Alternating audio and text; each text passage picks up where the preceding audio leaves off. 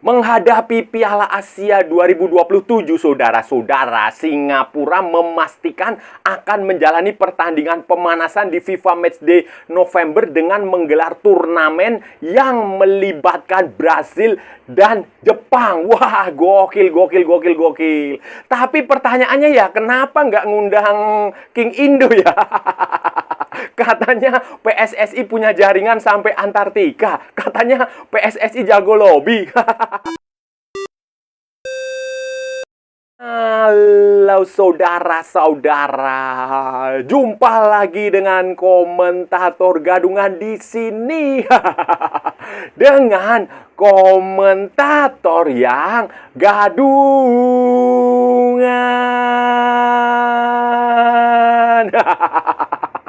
Jadi begini saudara-saudara, jadi begini. Setelah Piala Dunia, ini nanti ada Piala AFF. Kemudian ada ASEAN FIFA Cup di Asia Tenggara ya, ini buat Asia Tenggara. Kemudian nanti bulan tahun depan, di awal tahun Januari itu ada Piala Asia 2027. Nah, di Arab Saudi bulan Januari dan bulan November. Dan seperti yang sudah kita ketahui, Asia Tenggara akan menghadirkan Indonesia, Thailand, Vietnam, dan Singapura. Singapura untuk pertama kalinya setelah 40 tahun kayaknya. 40 tahun atau berapalah lama sekali mereka akan berpartisipasi di Piala Asia. Sementara Malaysia, seperti yang saudara-saudara ketahui, tidak akan bisa ikut Piala Asia 2027 karena kemarin kasus skandal naturalisasi itu. Nah, dan untuk menghadapi Piala Asia 2027, saudara-saudara, itu serius.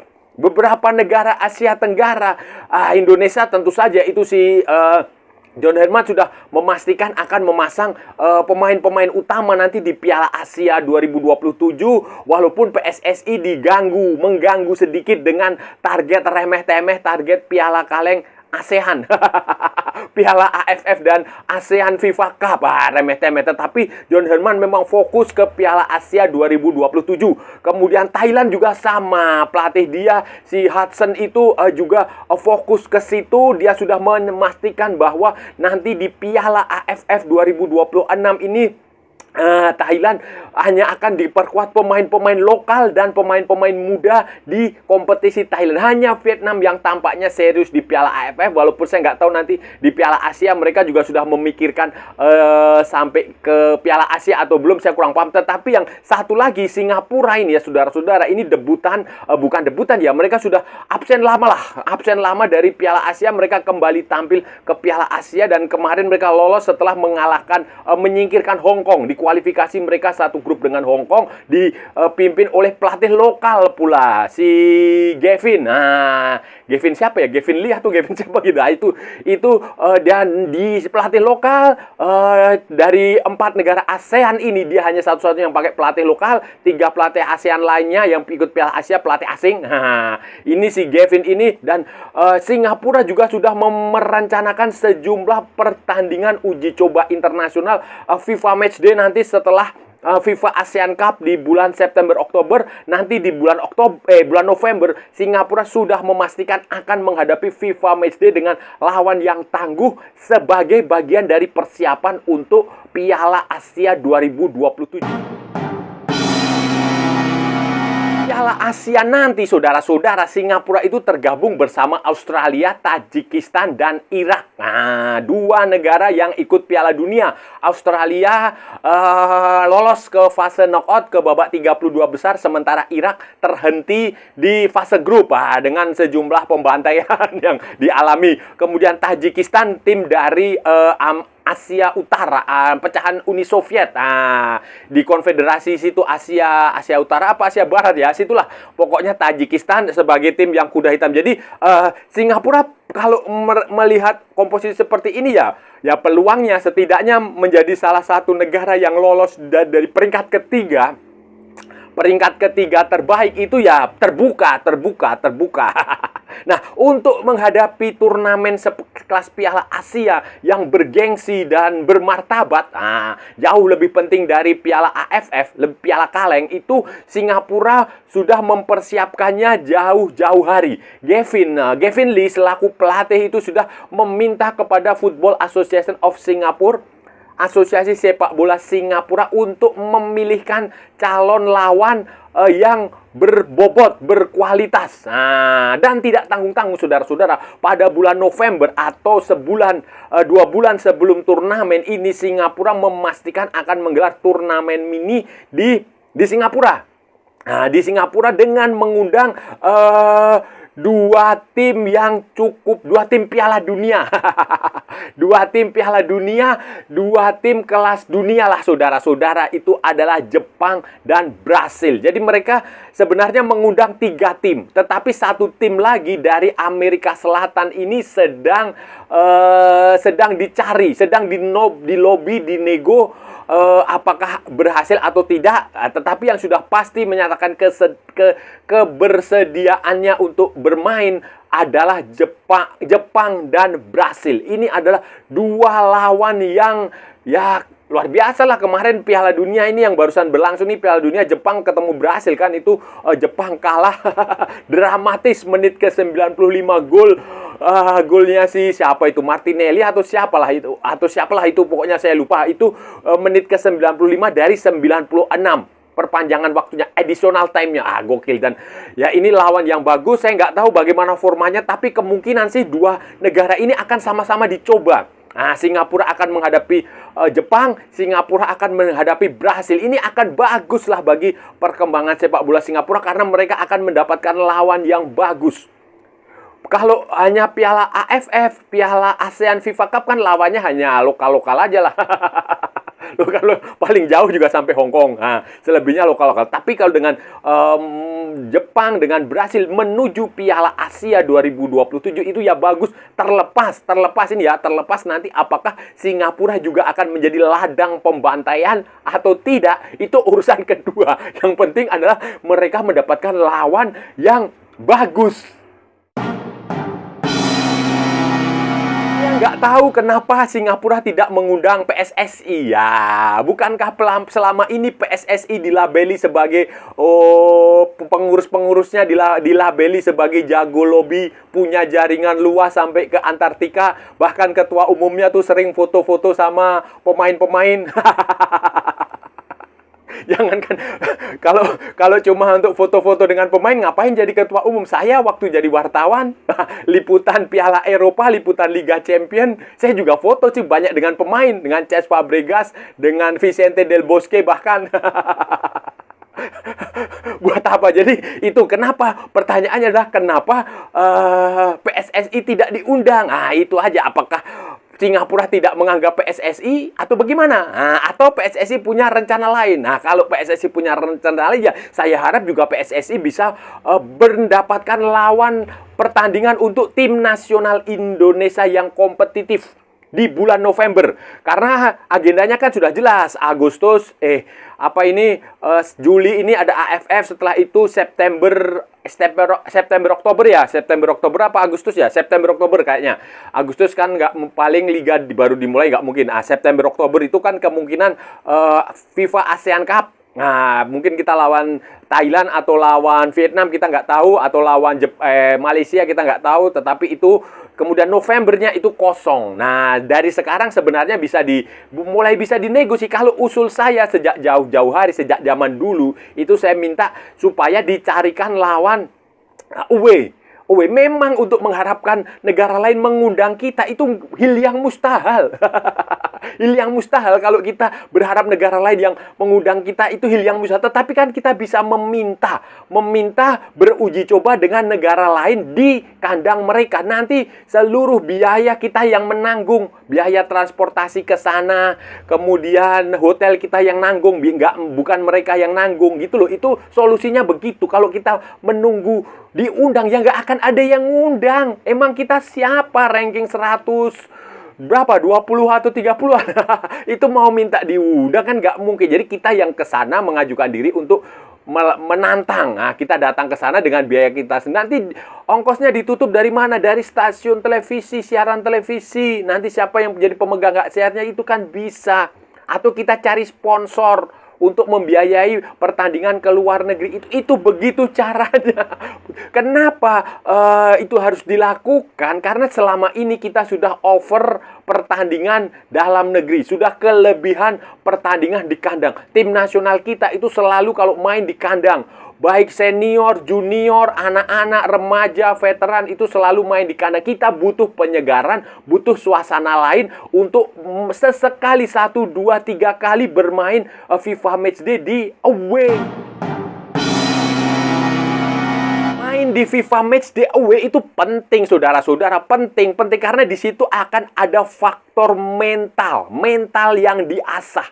Pemain akan punya mental karena main home dan main away itu beda auranya, beda suasananya. Selama ini kita selalu main di kandang, di home. Kita sudah tahulah atmosfernya seperti itu. Pemain juga sudah merasa nyaman ketika bermain di depan fans, merasa enak, senang, gembira, jadi santai main di fans, tidak terbebani. Tetapi ketika main tandang itu berbeda suasana dan itulah yang kita butuhkan. Kenapa? Karena banyak turnamen itu ataupun pertandingan level internasional yang besar itu tidak digelar di Indonesia, digelar di negara lain. Piala Asia misalnya digelar di Arab Saudi. Kemudian dulu kemarin itu kualifikasi Piala Dunia putaran terakhir juga digelar, round keempat juga digelar di Arab Saudi. Dan kita kalah 2 kali di situ. Kemudian pertandingan kita kandang selalu hasilnya kurang memuaskan. Lawan Australia tandang, kita dibantai. Lawan Jepang tandang, kita dibantai. Kemudian lawan Cina juga kita kalah tandang. Lawan Oman, Oman atau mana itu yang waktu itu, itu kita seri. Kemudian lawan Arab Saudi juga kita hanya imbang main kandang waktu putaran awal. Jadi waktu lawan Filipina di putaran ketiga juga kita butuh golnya Sadil Ramdhani. Jadi itu kita butuh bermain tandang supaya para pemain itu terbiasa.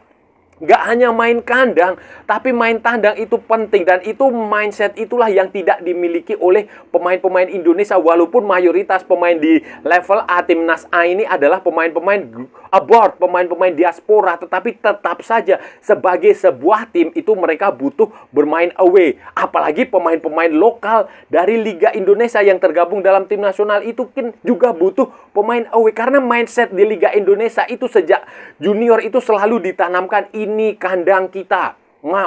Main di kandang menang harga mati, nggak bisa nego. Akibatnya mati beneran kan. Jadi itu mindset kayak begitu harus dirubah dengan cara ya away. Mencoba bermain away itu bagus sekali. Ini saran saya ya. Saran saya tolong ini dipahami, tolong didengarkan dan tolong dilaksanakan. Jangan hanya PSSI itu hanya mencari cuan. Kalau main di Jakarta, di GBK itu kan bisa mendatangkan cuan, duit, sponsor, tiket yang mahal-mahal dijual sampai ratusan ribu. Itu motivasi utamanya. Uang penting, tetapi bukan yang utama. Yang jauh lebih penting adalah pemain ini memiliki pengalaman, memiliki mental, memiliki kualifikasi, kualitas untuk bermain tandang. Jangan sampai nanti kalau kita main tandang di turnamen tandang kemudian kalah karena pemain nggak biasa main tandang. Itu lagi-lagi yang disalahkan adalah wasit. Saudara-saudara, saya menunggu lagi berita-berita baik tim-tim dari Asia Tenggara ini bertanding atau entah itu mengundang tim dari atau main away dengan tim-tim yang kualitas, khususnya dari luar ASEAN, tim-tim yang level dunia macam ini yang dilakukan oleh Singapura ini dengan mengundang Jepang, mengundang Brasil. Itu saya berharap itu semakin banyak didatangkan atau negara Asia Tenggara yang pergi ke negara lawan untuk mencoba tim-tim kelas dunia itu semakin bagus. Saya nggak tahu apakah Thailand juga punya rencana yang sama, misalnya mendatangkan mendatangkan Inggris, mendatangkan Prancis, atau Malaysia katanya mendatangkan Portugal, atau bagaimana, atau Indonesia saya nggak tahu rencananya nanti di bulan November ini mendatangkan apa, apakah Belanda akan datang, ataukah mana Suriname, Kurasau lagi, atau Cape Verde, atau Republik Demokratik Kongo, pokoknya kelas lawan-lawan yang kelas dunia, yang kontestan Piala Dunia itu bagus. Bagus buat kemajuan sepak bola di Asia Tenggara, karena ya selain secara publikasi, secara marketing itu akan bagus, akan tersebar luas ke seluruh dunia, itu juga secara kualitas itu juga baik untuk pemain-pemain di kawasan ini, di Asia Tenggara ini, untuk menghadapi lawan yang levelnya lebih tinggi. Levelnya lebih tinggi, lebih berkualitas, itu bagus sekali. Karena kalau sebuah kompetisi itu terbiasa bermain dengan lawan yang lebih tinggi, kualitasnya lebih bagus, itu secara apa ya, naluriah, itu pemain itu juga pasti akan termotivasi untuk meningkatkan kualitasnya. Berbeda cerita kalau dia hanya disuguhi, disajikan oleh lawan-lawan yang kualitasnya ada di bawah. Itu pemain akan cenderung malas, pemain akan cenderung menganggap remeh, pemain akan cenderung santai. Tetapi kalau dia dapat lawan yang relatif lebih tinggi, ya itu akan termasuk. Memang hambatannya ya soal lawan yang lebih tinggi rankingnya itu mau apa tidak, itu aja. Tetapi kan itu semuanya bisa diselesaikan dengan uang, dengan duit, dengan sponsorship, dengan fee, match fee. Itu aja, itu tergantung bagaimana pengurus di asosiasi sepak bola yang ada di negara Asia Tenggara ini untuk mengelola organisasinya dengan benar. Itu aja sih menurut saya. Dan bagi Indonesia jelas lah, itulah away itu tadi. Away itu adalah sebuah keniscayaan, sebuah keharusan, sebuah kewajiban yang nggak bisa dibantah-bantah lagi. Jangan sampai nanti Anda PSSI Tim Nasional Indonesia itu menyesal di kemudian hari. Saudara-saudara, itu tadi pembahasan kita hari ini, saudara-saudara. Kita sudah bicara panjang lebar dari A sampai Z, dari barat sampai ke timur, dari utara sampai ke selatan. Dari Sabang sampai Merauke, dari Pulau Rote sampai Pulau Miangas, dari New York sampai San Francisco, dari London sampai Istanbul. Dari mana lagi? Dari Santa Venang sampai kota Kinabalu. Semua sudah kita ulas, semua sudah kita cakap, semua sudah kita bacotin, semua sudah kita gibahin, semua sudah kita cangkeman, saudara-saudara, secara bebas. Yang penting sopan. Hari ini tadi kita bicara soal negara tetangga kita, negara ASEAN, sesama negara ASEAN, Singapura, yang memastikan, yang memutuskan, yang akan menggelar FIFA Matchday edisi November menghadapi dua lawan kelas dunia, dua kontestan Piala Dunia. Singapura berencana mengadakan turnamen mini di bulan November di Stadion Nasional Singapura di Kalang. Kemudian mengundang, ada 3 negara yang diundang, 2 dari Amerika Selatan, 1 dari Asia. 1 dari Asia adalah Jepang, 2 negara Amerika Selatan, satunya Brasil, satunya masih dinego. Kenapa nggak 1 dari ASEAN ya? Indonesia gitu. Itu. Jadi itu hak mereka lah mengundang siapapun. Itu mereka merencanakan untuk mengundang itu. Sementara negara-negara lain belum ada kepastian apakah akan menggelar FIFA Matchday November melawan tim-tim kuat atau tidak. Karena di bulan November itu adalah persiapan terakhir menuju Piala Asia 2027. Karena di bulan Desember tidak akan ada FIFA Matchday. FIFA Matchday itu terakhir itu di bulan November setiap tahun kalendernya. Dan itu terakhir sebelum nanti Januari itu ada FIFA Matchday lagi. Kemudian Piala Asia tentu saja ya. Piala Asia langsung di bulan Januari itu. Dan Singapura sebagai negara yang sudah absen Piala Asia selama 40 tahun lebih lah. 1984 terakhir, saudara-saudara. Berarti berapa? 42 ya, 42 atau 43 tahun depan itu. Itu berarti dia butuh lawan latih yang kuat, sehingga mereka resmi mendatangkan Brasil dan Argentina, Jepang, dan kedua negara itu bersedia ya, tentu saja karena mereka menganggap Singapura sebagai negara yang bagus lah. Emang kono, emang kono, ada ya lagi sibuk ngurusi MBG dan KDMP. Masa jadi manajer koperasi suruh latihan tembak-tembakan, latihan gulung-gulung, ini kan koplak lah.